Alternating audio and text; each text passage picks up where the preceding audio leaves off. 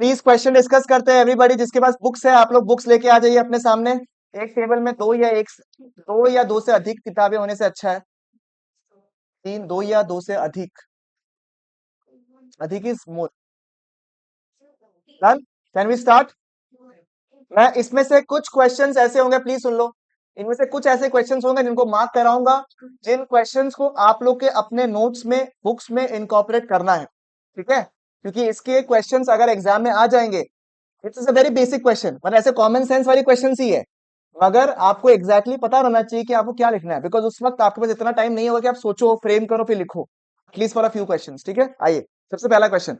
Government established the institutional sources of credit with certain objectives. ये आपका आएगा मोटा मोटी, देखो पहला सवाल ही। ठीक है, इंस्टीट्यूशनल सोर्सेज ऑफ क्रेडिट जो है गवर्नमेंट ने एस्टैब्लिश किया है। मेंशन दी ऑब्जेक्टिव्स, क्या ऑब्जेक्टिव्स है गवर्नमेंट का इंस्टीट्यूशनल सोर्सेज को प्रोवाइड करने के लिए? आपको पता है आंसर? डायरेक्ट आंसर आपको क्या पता नहीं मिला होगा, बट आपको कहीं ना कहीं आंसर पता है या नहीं पता है, मुझे बताइए आप लोग। Yes sir. Sir institutional sources को क्यों क्रिएट किया, मुझे बताइए तो आप लोग सब लोग। सबसे पहले जो फार्मर्स थे, जिनको जो है एग्जॉर्ट किया गया था, किस वजह से? हाई रेट्स, किससे? मनी लेंडर्स वगैरह से, इनफॉर्मल सोर्सेज से। उससे क्या करना है मुझे बताइए आप लोग। ठीक है, उस तरह क्या मुझे बताइए आप लोग। उनको क्या प्रोवाइड किया? They had the privilege to provide credit on a lower interest rate. Number two, जो स्मॉल एंड मार्जिनल फार्मर्स को नहीं मिल रहा था क्या लोन वगैरह, उनको प्रोवाइड करने के लिए मिला, ताकि वो अपना प्रोडक्शन को बढ़ा सके। ठीक है, तो दो पॉइंट दिया हुआ है। सर इसके अलावा क्या तीसरा पॉइंट नहीं आ सकता है? बिल्कुल आ सकता है। ठीक है, बिल्कुल आ सकता है कि भैया जो आपके है, एक तो चीपर रेट में मिल रहा है आपको, तो बहुत ज्यादा टर्म्स एंड कंडीशन के साथ में मिलता था।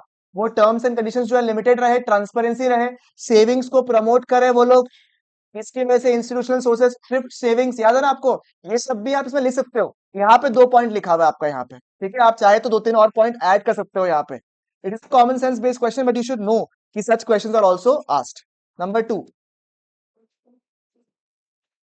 अनदर सिमिलर, देखो ये आपने देखो, discuss the institutional source of credit which is regarded as an apex bank. क्या है? NABARD है। NABARD is considered as the apex bank। पहला लाइन आपने पढ़ लिया ऑलरेडी।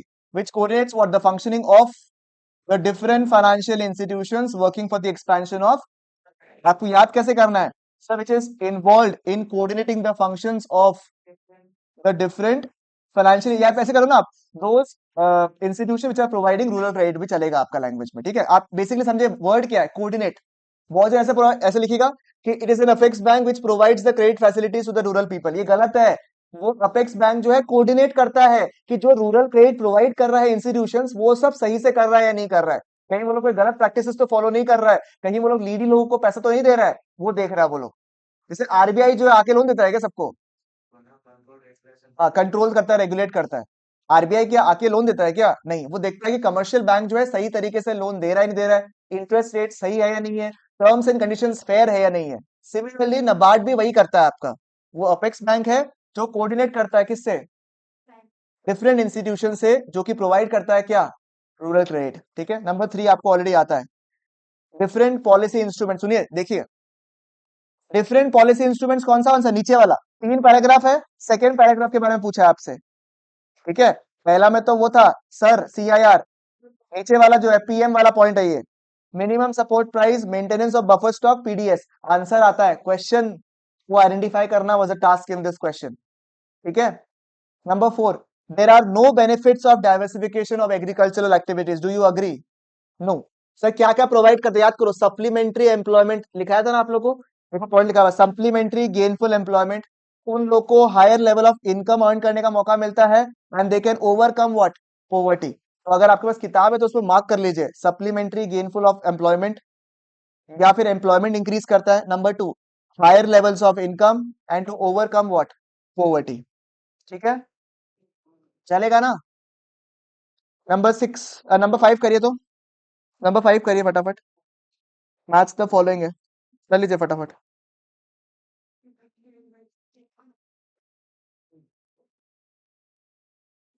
क्वेश्चन नंबर सिक्स को स्टार मार्क करिएगा। क्वेश्चन नंबर फाइव कर लीजिए, फिर question number six star mark करिएगा।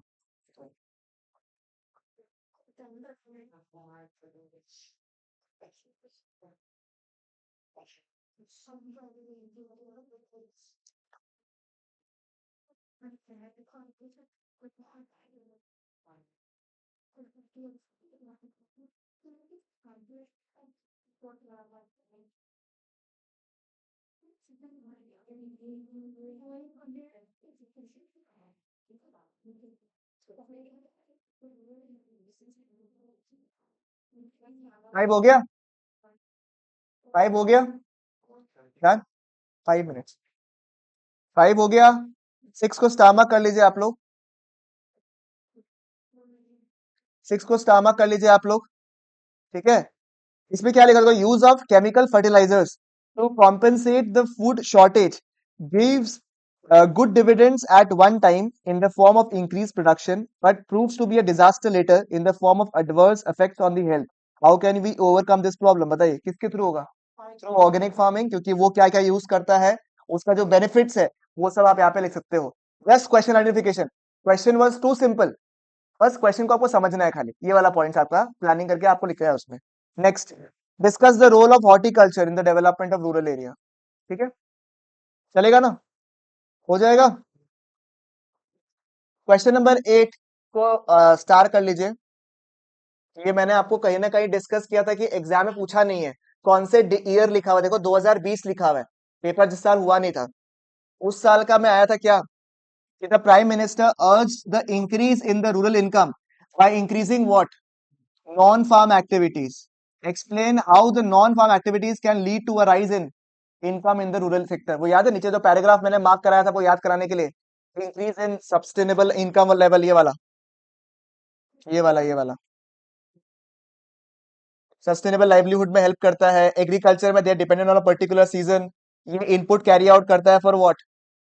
Large scale industries and several segments होता है with high growth level. Number 9, ये भी आपको कहीं ना कहीं पता है, और well structured rural banking system is important for the development of a nation. साहब, question number 9 is the question. ठीक है, इसको स्टार कर लीजिए। अब इसमें आपको पता है, बट इसको रीड करना पड़ेगा आपको, क्योंकि डायरेक्ट पैराग्राफ आपको बुक में नहीं मिलेगा। जैसे बाकी क्वेश्चंस के आपको हिंट मिल रहे थे ना, इसका नहीं मिलेगा आपको, क्योंकि it is a very subjective question ये वाला। 10 में आइए। अब 10 जो है ना, क्वेश्चन नंबर 10 जो है ना, वो एक नया टाइप का क्वेश्चन है। And whenever there is a new type of question which is coming in, it attracts us, because इस टाइप ऑफ क्वेश्चन आ सकता है। ठीक है, केस स्टडी वाला क्वेश्चन क्वेश्चन नंबर 10 में नो डाउट आया नहीं है, इसलिए आ सकता है। बात समझ में आया आपको? ये मिल्क कोऑपरेटिव्स के बारे में ही है, और कोऑपरेटिव मार्केटिंग के वजह से क्या बेनिफिट होता है उसके बारे में क्वेश्चन है। ठीक है, आपको इनके क्वेश्चंस एक बार करने पड़ेंगे। Not much, I tell you which of the questions. 1 2 3 simple, 4 is also done, 5 is also done. 6 को मार्क कर लीजिए। 6 कैसे लिखना नहीं है आपको, 6 का खाली क्वेश्चन थोड़ा अलग है इसलिए। 7 पढ़ना है आपको, 7 पढ़ना है, 7 पढ़ना है, 9 पढ़ना है। बस 7 और 9, दैट्स इट। ठीक है, एनसीईआरटी में देखिए, सबसे पहला सवाल पूछा रूरल डेवलपमेंट क्या होता है, की इश्यूज क्या आता है, first paragraph.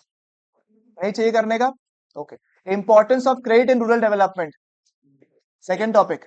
Number 3, micro credit requirement. 3 को स्टार मार्क करिए, इसको करके जाना है आप लोग को। वेरी वेरी इंपॉर्टेंट, ऐसे चीज के ऊपर सवाल आइए। माइक्रो क्रेडिट प्रोग्राम कौन सा था? ऐसे चीज कल वाले क्लास में मैंने बताया था आप लोग को। उस समय क्वेश्चन को आइडेंटिफाई करना बहुत जरूरी है। देखो कहीं भी आपकी क्वेश्चन में ऐसे चीज का रेफरेंस नहीं है यहाँ पे। बात समझ में आ रहा है आपको? यहाँ पे क्या लिखा हुआ? Micro credit programme. It is ultimately what? ऐसे चीज।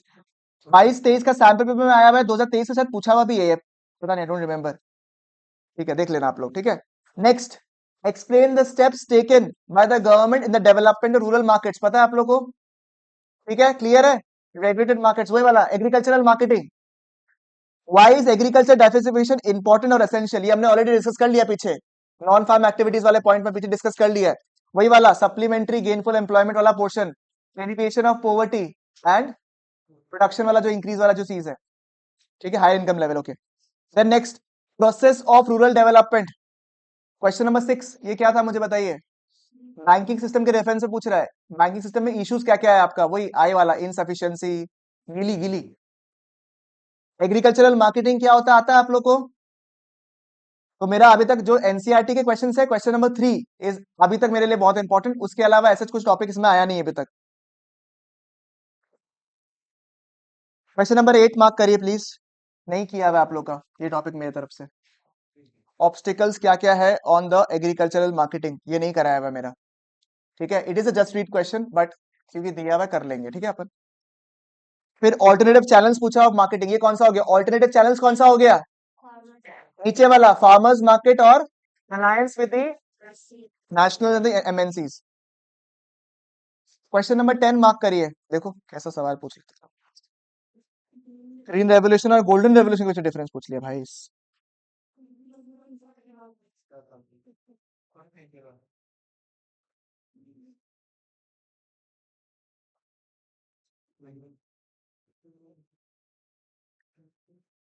क्वेश्चन नंबर 13 आपका हो गया है। 14 आपका हो गया है। 14 is information technology plays a significant role, ये हो गया आपका। इंपॉर्टेंस ऑफ एनिमल हस्बेंड्री आपका हो गया है। ऑर्गेनिक फार्मिंग क्या होता है वो हो गया है। बेनिफिट्स एंड लिमिटेशंस आपका करा दिया है। Problems face by organic farming sample paper 22-23 में पूछा नहीं है। समझ रहे हैं आप लोग क्यों इंपॉर्टेंट है? पिछले साल के पिछले साल के सैंपल पेपर में आया हुआ है और पूछा हुआ नहीं है आप लोग का। ठीक है, आप लोग एनसीईआरटी बेस्ड क्वेश्चन में कौन सा देखना है बता देता हूँ। क्वेश्चन नंबर 3, क्वेश्चन नंबर 10, 11,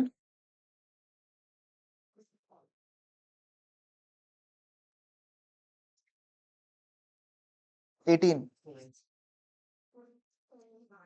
17 तो आता ही है, कर लो 17 में देख लेना। बट वैसे आपका वही है, ये है, ये वाला आंसर है। हाँ लिख लो तुम्हें, लिख लो। डन। इसके 1 मार्क के क्वेश्चंस आप लोग को देखने होंगे, हाँ, बिकॉज इसमें 1 मार्क के क्वेश्चंस गंदे आते हैं थोड़े से। अगर मैं बैक क्वेश्चंस में आऊं एक बार के लिए आप लोग के लिए, तो आप लोग को मजा आ जाएगा। ठीक है, आप लोग प्लीज आइए शॉर्ट आंसर टाइप क्वेश्चन में। आप लोग एक बार शॉर्ट आंसर टाइप क्वेश्चन में आ जाओ। बस आप देखो कितना कम एग्जाम में पूछा गया है।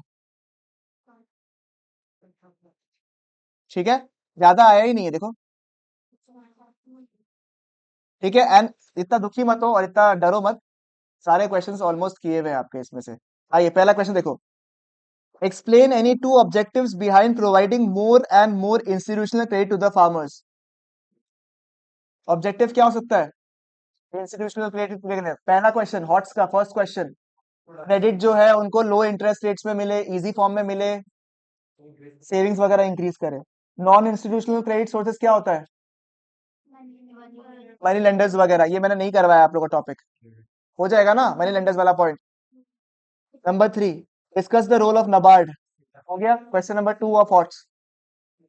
उसके अलावा various policy instruments to protect the, मतलब मार्केटिंग वर्ड आ गया, मतलब क्या है वो? रेगुलेटेड मार्केट्स वाला। Crop rotation and diversification of crop production, ये कौन सा हो गया? पहला वाला डाइवर्सिफिकेशन। फिर India ranks the first in the milk production, इसमें because of the implementation of operation flood. Defend और रेफ्यूट। डिफेंड क्योंकि कोऑपरेटिव तो साथ में आया, प्रोड्यूस एक साथ किया, बेचा अच्छा, और कलेक्टिव बार्गेनिंग की वजह से कलेक्टिव बेनिफिट्स हुआ। आप लैंग्वेज को यहाँ से वहां यूज कर सकते हैं जहां याद हो गया आप लोग को। लाइफ स्टॉक फार्मिंग पता है क्या होता है? Animal husbandry.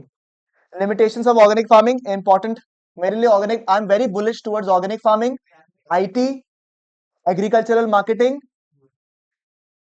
And diversification. I know I am taking a bet on rural banking, ठीक है, but I pick up my top 4, this are be the 4 topics. ठीक है, next, challenges facing in the rural development, first paragraph, two problems faced by the rural banking insufficiency, वो गिली वाला answer है। फिर evaluate the rural banking system in the process of rural development, same answer again, same question first वाला, process. But देखो आप एक बार exam में देखो, 2020 सैंपल पेपर 22-23 में पूछा एग्जाम में क्वेश्चन, इसलिए इसको इंपॉर्टेंट में डाला हुआ नहीं है, ओकेश में डाला हुआ है। ठीक है, फिर organic farming, organic farming is the need of the hour to promote sustainable development, but it has its own limitation. समझिएगा, क्वेश्चन को अगर आप पूरा नहीं पढ़ोगे तो आपको लगा होगा कि ऑर्गेनिक फार्मिंग का बेनिफिट्स पूछा है, ये लास्ट पे लिखा but has its own limitations, तो आप लिमिटेशंस बताइए अपना। ठीक है, और इसमें एडवांटेज भी पूछा है और लिमिटेशन भी पूछा है। ठीक है, क्वेश्चन नंबर 14 को मार्क करिए। आता है, रीड करिए क्वेश्चन को। Recently the government of India has taken numerous step, for increasing the farmers income through agricultural diversification. In the above line explain two advantages of diversification का ऊपर वाला point, supplementary gainful employment वाला point. फिर next question is agricultural marketing system, ये तो हो ही चुका है आप लोग का. डाइवर्सिफिकेशन के ऊपर वापस सवाल आया है. 17 मार्क करिए. 17 17 मार्क किया आपने. अच्छा, अगर मैं वो सब फिशरीज वगैरह की बात करूं अगर आप लोग का, तो उसमें से सबसे इंपॉर्टेंट है हॉर्टिकल्चर एंड डेयरिंग. ठीक है, डेयरिंग क्यों? Because of operation flood. Horticulture because में मल्टीपल क्वेश्चंस आप देख पा रहे हैं हॉर्टिकल्चर के ऊपर. यही है बस भाई, हो जाएगा, इतना ही है. तो अगर मैं शॉर्ट टाइप में मार्क करूं आप लोग के लिए तो कौन सा बोला? 17 और 14. बाकी मेरे हिसाब से आपको बुक में आंसर मिल जाएगा किसी ना किसी तरीके से. ठीक है, चलेगा? बताइए, हो जाएगा? उसके साथ में आपका पूरा का पूरा एक बार फिर जो शुरू से लेके लास्ट तक कर रहा है उनका सिलेबस तो एक बार का खत्म हो गया है. ठीक है, अभी आप आईडी वाला जो पोर्शन है, मैं आज स्पेसिफिकली आप लोगों को आईडी का प्रिपरेशन के लिए बताऊंगा कैसे करना है आप लोग को. ठीक है, आईडी में दिक्कत क्या है, इन जनरल भी हो सकता है आपका कि आप लोग को दो बुक का रेफरेंस करना पड़ रहा है आप लोग को जनरल में. ठीक है, what ever is your base book या बेस नोट्स, ठीक है, उसको आपको एक बार चूज कर लेना है. बिकॉज अभी के टाइम में you can see multiple questions. अभी के टाइम में फटाफट डिस्कस कर लिया बिकॉज आपके चैप्टर्स फ्रेश किए हुए हैं. बट आपको ऐसा होना चाहिए कि आपके सारे क्वेश्चंस किए हुए हैं या नहीं. नंबर टू, आप एक चैप्टर को जब पढ़ते हो, समझेगा बात को, it is not just for 12th exams because for 12th exams you will have number of questions जो कि आप बार बार रिपीट भी कर सकते हो. इतनी भी बहुत बड़ी वास्ट वो वाले पार्ट नहीं है. ठीक है, but how do you to prepare is कि when you solve the paper और when you solve the questions, तो आपको एक आइडिया हो जाएगा कि भैया ये ऐसा 10 क्वेश्चन है जो कि अलग है और मुझे करना है. अब आईडी को रिवाइज कैसे करना है? सबसे पहले तो आपने चैप्टर को पढ़ लिया जैसे पढ़ना है आप लोग को. ठीक है, क्योंकि आपके ऑलमोस्ट सारे chapters except chapter number 1 and 2, all the other chapters have been revised in the last 10 days. ठीक है, hence you have a greater advantage कि आपके सारे चैप्टर्स ऑलमोस्ट दिमाग में सेट होंगे आपके लिए. ठीक है, अब once you done with the chapter, एक बार मान लो चैप्टर नंबर 1 आपने कर लिया. चैप्टर नंबर 1 में आपने क्वेश्चंस देखा, क्वेश्चंस को आपने देखा और आपको लगा कि 80% या 70% क्वेश्चंस जो है वो मेरे नोट्स में है. ठीक है, 20 या 30% क्वेश्चंस हो सकता है, मैक्सिमम साइड बोल रहा हूं, ये रेशियो जनरली 80-20 या 90-10 होगा आपका. ठीक है, बट इन मैक्सिमम सिचुएशन ऐसा होगा कि 20% टॉपिक ऐसा होगा जिसके ऊपर बेसिक एनालिटिकल क्वेश्चन है. आप उस आंसर को अपने किताब में, ठीक है, डाल लो. आप उसमें स्टिकी नोट लगा के कर लो, अपने लैंग्वेज में ऊपर लिख लो, नीचे लिख लो किस टाइप का क्वेश्चन आ रहा है. एंड सेकेंडली, जो टॉपिक्स ऑलरेडी है बुक में, वो कब एग्जाम में आया हुआ है, सैंपल पेपर में आया हुआ है, हॉट्स में था, उसको भी आप अपने मेन नोट्स में डाल लो. ठीक है, उससे क्या होगा, आपका चैप्टर करने का ओरिएंटेशन पूरा का पूरा अलग हो जाएगा. You will not look into multiple books. Now the mindset is कि चलो मैं चैप्टर रिवाइज करती हूँ बट मेरा क्वेश्चन बाकी है, मेरा क्वेश्चन हो गया बट मेरा एमसीक्यूज बाकी है. ठीक है, इंस्टेड योर शुड बी, अच्छा ये बुक हो गया, संदीप पर बाकी है थोड़ा सा देखना, हो रहा नहीं हो रहा अभी के टाइम में. वन एरिया, जब आप मान लो एक चैप्टर, मान लो जैसे अभी 3 चैप्टर आपको रिवाइज कर रहा है, तो वो 3 चैप्टर को आप अगर इज्जत से समय देके करोगे, आपको कंसोलिडेट करना है. that if I give you the book right now and I give you 1 hour to study the chapter, whether you are able to complete the chapter or not, that should be a target. If the answer is no sir, अभी तो हम 1 घंटे में तो नहीं कर पाएंगे, तो आप समझ जाइए कि आपने चैप्टर को पढ़ा है खाली, पर आपने समय वेस्ट किया है. अगर आप पहली बार पढ़ते हुए 3 घंटा लगा दिए चैप्टर में और दूसरी बार पढ़ते हुए भी वापस से 2.5 से 3 घंटा लगा रहे हो आप लोग, तो आपने कुछ नहीं किया एफिशिएंसी के नाम पे. बात समझ में आ रहा है? ठीक है, आपको उस 3 घंटे को 1.5 घंटा में लेके आना है एंड इवेंचुअली एग्जाम के वक्त में 1 घंटे में लेके आना है कि हाँ 1 घंटे में मुझे पता है कि क्या क्या करना है, मुझे क्या क्या देखना है मुझे. ये अभी 12th के टाइम में आपको इतना फर्क नहीं पड़ रहा है because you have a gap of 5 to 6 days or 7 days sometimes or 4 days sometimes. But imagine a professional exam where you have to study the entire syllabus in 1.5 days. Then you cannot afford to do that. कुछ बच्चे होंगे जो खुद के notes बनाते हैं. ठीक है, सबसे पहला preference and first preference will always be कि आप लोग खुद का नोट्स बनाइए. इसलिए नहीं कि आपको नोट्स काम में आते हैं, और ऐसा भी नहीं कि आपके नोट्स लिखे हुए किसी और को काम आ जाएंगे. आपके नोट्स प्राइमरीली आपको ही काम आते हैं. It can help others to make a base which will always help you because you have written it. और जब आपके हाथ से लिखा हुआ रहता है कोई चीज, तो आपको याद रहता है हर चीज, वो आपका चार्ट बनाया हुआ, आपका लिखा हुआ, आपको एग्जैक्टली पता होगा. ठीक है। पहला चीज है कि अगर आपने नोट्स बनाया तो नोट्स को फॉलो करने का। अगर आप मेरे बुक को फॉलो कर रहे हो तो संदीप के जो पॉकेट ऑफ इन्फॉर्मेशन है जो कि शायद एब्सेंट होगा या इन्फॉर्मेशन अपडेटेड नहीं है, उसको आप मेरे नोट्स में अपडेट कर लो, स्टिकी नोट्स लगा के लिख के बुक को, चाहे वो संदीप गर्ग हो चाहे वो मेरा बुक हो, आपको आपका बुक अपने हिसाब से यूज करना है। हम सीए के लैंग्वेज में बोलते हैं कि आप अपने किताब को इतना गंदा कर लो कि केवल आपको समझ में आए, पहली बात, और दूसरी बार उसको अटेम्प्ट में पढ़ने का मन नहीं करे।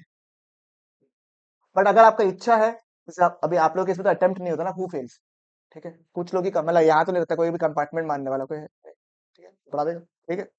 बट वहां तो लोग बाग पास नहीं होते यार, ठीक है, तो वहां तो हम लोग बोलते हैं कि किताब वापस यूज करना तुमको, क्योंकि वो सेम किताब तो नेक्स्ट वाला जनरेशन को तो काम आने वाला नहीं है तुम्हारा, है ना, तो वही काम आएगा। तो इसलिए बता रहे हैं आपको कि आपको अपने बुक को पूरा पूरा रंग बिरंगा जो करना है, स्टिकी नोट्स लगाओ, लिखो, पेपर चिपकाओ, जो लिखना है लिखो, but you should have a composite book. You should know कि इसके बाहर और कोई क्वेश्चंस आया हुआ नहीं है। This book, this chapter has everything. Sample paper में आया हुआ सवाल, क्वेश्चन पेपर में आया हुआ सवाल, कौन सा टॉपिक सवाल आया है, आपके नोट्स में रहने चाहिए, ठीक है। If you want help, prepare for one chapter, show it to me once, not telling you to make notes right now, you don't have that much of time also। बना रहे हो अच्छी बात है, नहीं बना रहे हो तब भी चलेगा, आप अपने इन वाले नोट्स में इनकॉर्पोरेट कर लीजिए, जो भी नोट्स में आप फॉलो कर रहे हो। अगर आप मेरे बुक को अभी फॉलो कर रहे हो तो आप उसमें इनकॉर्पोरेट कर लीजिए पॉइंटर्स को, क्वेश्चंस को, कि आपको आइडिया हो कि ये टॉपिक तो मुझे याद से करना पड़ेगा। अब मान लो मैंने आपको क्वेश्चंस नहीं दिखाया होता तो आपको आइडिया होता कि ऑर्गेनिक फार्मिंग इतना इंपॉर्टेंट है। कुछ टॉपिक्स आप इसमें से हवा से निकाल दिए होते हैं अभी तक, ठीक है, हवा में बोले, ठीक है, निकाल दिए होते, बट अभी आप नहीं निकालोगे बिकॉज यू हैव सीन कि एग्जाम्स में क्वेश्चन पूछता है। You will not even ignore a question like golden revolution also now, because you have seen it coming in the exams now. You should have an idea as to what is about to come, तभी आप जो है ID में अच्छा कर पाओ, क्योंकि यहाँ पे कंफ्यूजन वाले तो पॉइंट ही नहीं है। It is question identification and question को आपको ध्यान से पढ़ना है। तो जब भी आप कोई भी चैप्टर को करो तो उसमें मेक श्योर करो कि your chapter is only done when you have done once entire chapter reading, जो आपको करना है। नंबर टू, जो भी आप बुक फॉलो कर रहे हो कंटेंट पूरा कवर रहे। नंबर थ्री, क्वेश्चंस और सैंपल पेपर्स उसमें इनकॉर्पोरेट हुआ या नहीं हुआ। आप लोग अपने अपने लेवल पे जिस भी सैंपल पेपर रेफर कर रहे हो, ठीक है, 90% क्वेश्चन संदीप गर्ग में भी दिया हुआ है, बस जो नए सैंपल पेपर्स और क्वेश्चन आंसर्स है वो दिए हुए नहीं है उसमें, उन सबको भी उसमें इनकॉर्पोरेट कर लीजिए, ठीक है। इसी तरीके से आप कर पाओगे, otherwise it is not possible for you all कि आप सब कुछ कवर कर पाए। एंड एक बार की मेहनत होगी बस इसमें, वो एक बार जब हो गया तो ID you can revise the entire ID multiple times. It will become very very easy for you because you will exactly know what you have to study, how much you have to study, which topics to focus more, and कौन से की language आप भूल चुके हो। बात समझ में आया आपको? तो ये आईडी का तो तरीका ही यही है, ठीक है। पूरा का पूरा जो कोर्स ऑफ क्वेश्चंस मैंने करवाया है आप लोगों को, बच्चों को मैक्रो में दिक्कत नहीं होता है, ठीक है। दैट इज इन हिस्ट्री, ठीक है। National income is always a repeated chapter, ठीक है। एंड नेशनल इनकम के अलावा बाकी चैप्टर्स में तो दिक्कत है, eventually people are very confident about macro. The topic which becomes an issue for the most of the students is ID, ठीक है। We just tried a bit to make this reverse this time, and the people who are afraid of ID will make it easier for them, ताकि उनको पता चल जाए कि कैसे करना है, क्या करना है। Yes, it is very difficult in general because you to remember so much things, but ऐसा नहीं कि इट इज नॉट पॉसिबल, ठीक है। पहली चीज तो ये आपको समझ में आया कैसे करना है आप लोग को, ठीक है। देखो, सीधी बात है, मैं ये बात आपको क्यों बताने की कोशिश कर रहा हूँ, बिकॉज सब पढ़ेंगे अभी के टाइम में, ठीक है, सब मेहनत करने वाले हैं अभी के टाइम में, सबको अच्छा करना है, जो उसको भी अच्छा करना है वो थोड़ा मेहनत करेगा।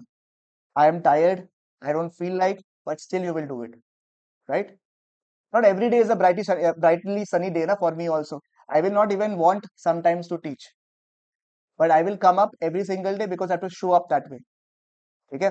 I cannot tell you कि how tired I was, how much working I was. I have to be the best for 1.5 जो hour दे रहा हूँ आप लोग को मैं अगर, तो I have to be best in that portion, right?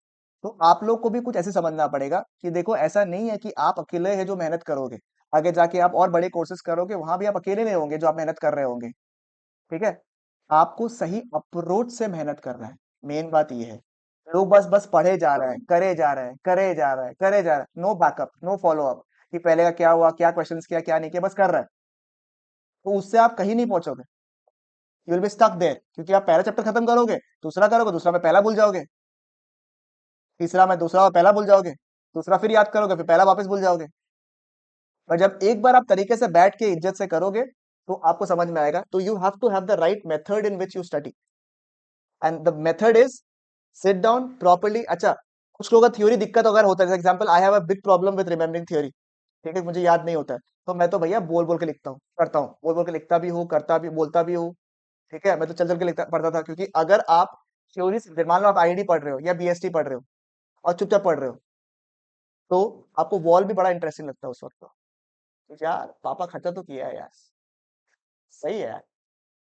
हाँ, हम आज तक कभी जीवन में नोटिस नहीं किया इस ब्यूटी को. ठीक है, कितना अजब अजब ख्याल आता है उस वक्त, जब रिकलेक्ट करोगे अभी के टाइम में, इसलिए कि क्या नॉनसेंस सोच रहा था भाई हम. ठीक है, तो उस वक्त बड़ा इंटरेस्टिंग होता है, इसलिए आप बोलो, आप बोलते वक्त कुछ दिमाग में आ पाएगा आपका? Not possible. इसलिए आप बोल लो, लिख लो, कर लो. ठीक है, जिससे क्या फायदा होगा कि आपका वो चैप्टर होलिस्टिकली कंप्लीट होगा. When you pick up chapter, the most boring stuff is to pick up all the questions, market, लिखवाना, लिखना, अरे छोड़ो ना, इसको स्टामा करके लिख देता ना, बाद में देख लेगा. This is the easy stuff, but to put it in one place is the most difficult job. But once you do it, उसके बाद में it will become such a good thing. आप एक चैप्टर को करके देखो अभी इन दिनों में, एक चैप्टर करके देखो, आप बताना कि आपको फायदा मिल रहा है नहीं मिल रहा है. ठीक है, दूसरा बात यह है कि आपके पास जो लिमिटेड समय बचा हुआ है अभी के टाइम में, make the best of it. ठीक है, आप अपने दिमाग में गोल बना के रखियो कि मुझे फलाना मार्क्स लेके आना है, मुझे इतना अच्छा करना है. एक तो मुझे एकदम भी पसंद नहीं है वो लोग, जो लोग जो है आपका ये बोलेगा कैसा करना है, अच्छा करना है. क्या अच्छा करना है भाई? तुम्हारा कुछ एक गोल होना चाहिए आगे जाके. Prepare that goal that you have, what you want to go for it. And ultimately जब तुम अचीव, तुम जब भी, मान लो तुम्हारा अभी एम है 74 लाने का आउट ऑफ 80, मान लो, या 75 लाने का है. ठीक है, थोड़ा सा उसको हल्का सा ना 1-2% के लिए पुश कर दो, और उस हिसाब से आप मेहनत करो. ठीक है, बात समझ में आ रहा है आपको? तब it will work, then it will help you to push forward. तब आपको अपना पोटेंशियल रियलाइज होगा. ठीक है, मैंने तो कल परसों भी, कल आपसे ही बात करता मैंने शायद आप लोग से. ठीक है, इन सिंपल लैंग्वेज में बता रहा हूँ आपको, plain blunt and simple. If you feel that what I am telling you right now will drastically change your life in general, if you do very well in class 12, you'll get amazing 98% or 97% and you do great in your life, bullshit. ठीक है, I as a teacher of class 12 should not be saying this right now, but it is completely bullshit if I tell you all those things. कुछ नहीं होने वाला है, कई लोगों को मार्क्स भी याद नहीं रहने वाला है. 12th का रहता है याद लोगों को, बट उतना ही है काम अभी के टाइम में. Why am I telling you to push forward then अभी के टाइम में? Because ऐसे situations आपके आगे भी आएंगे, not just in education, in life also, in professional life also, in your work schedule also. उस वक्त you have two options, छोड़ दो. ठीक है, या फिर नंबर 2 होगा that you always rise up and you say कि देख मैं उस वक्त भी ये किया था, तो अभी तो कर ही सकता हूँ. उस वक्त भी तो मेहनत किया था, तो कर ही सकता हूँ ना. For example, I don't remember my 12 days vividly, मतलब कुछ कुछ तो मेमोरीज याद रहता है, but I still remember that time when I was giving my final exams ना, I do not even feel like studying also उस वक्त. ठीक है, क्या बताता हूँ कि हो गया यार, एक होता है इरिटेटिंग हो गया, अब तो नहीं पढ़ने का मन कर रहा है.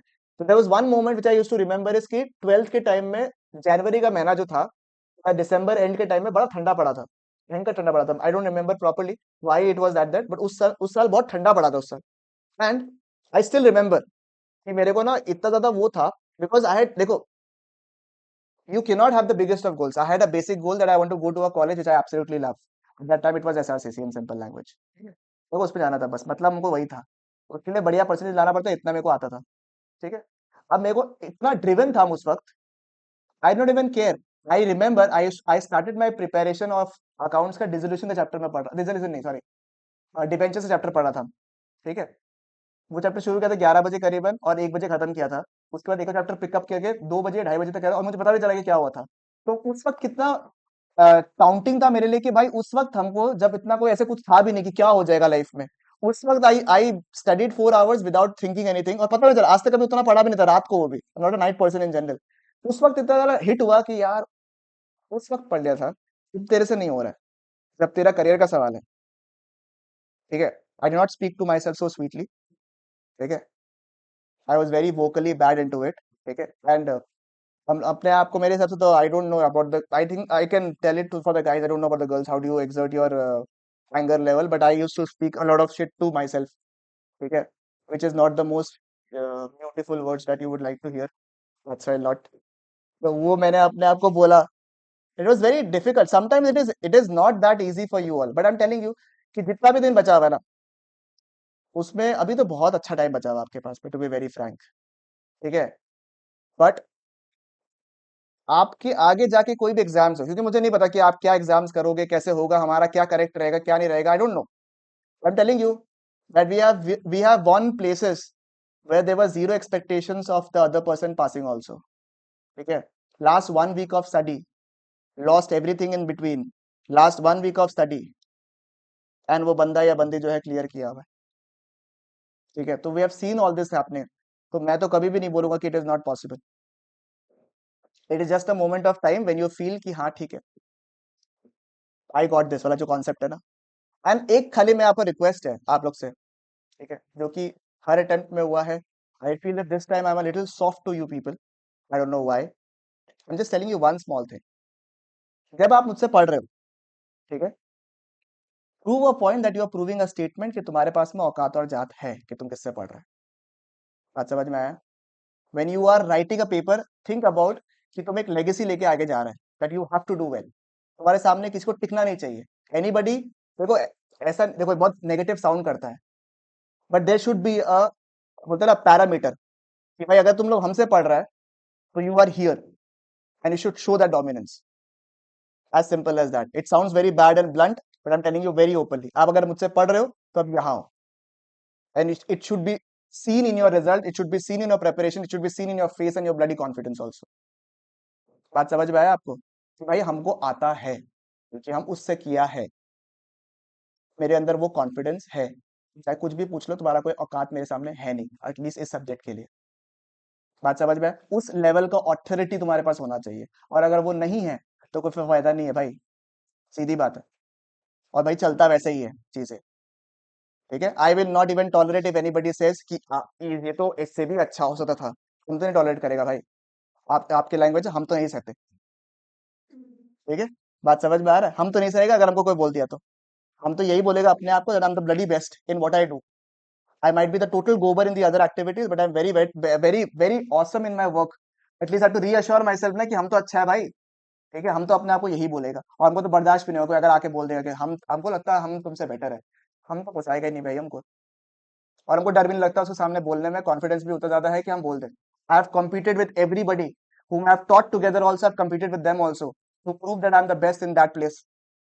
ठीक है, and wherever I feel that कि ठीक है हो गया, don't feel like that कि हाँ ठीक है अब तो मजा नहीं आ रहा है यहाँ पे, that would better choose out of it। It might sound very egoistic, but that's the way it is। I'm not saying that I'm perfect in any way, I have a lot of flaws, but take one good flaw out of me is that कि you should be indispensable in your journey, simple। बस आपके सामने किसी को टिकना नहीं चाहिए।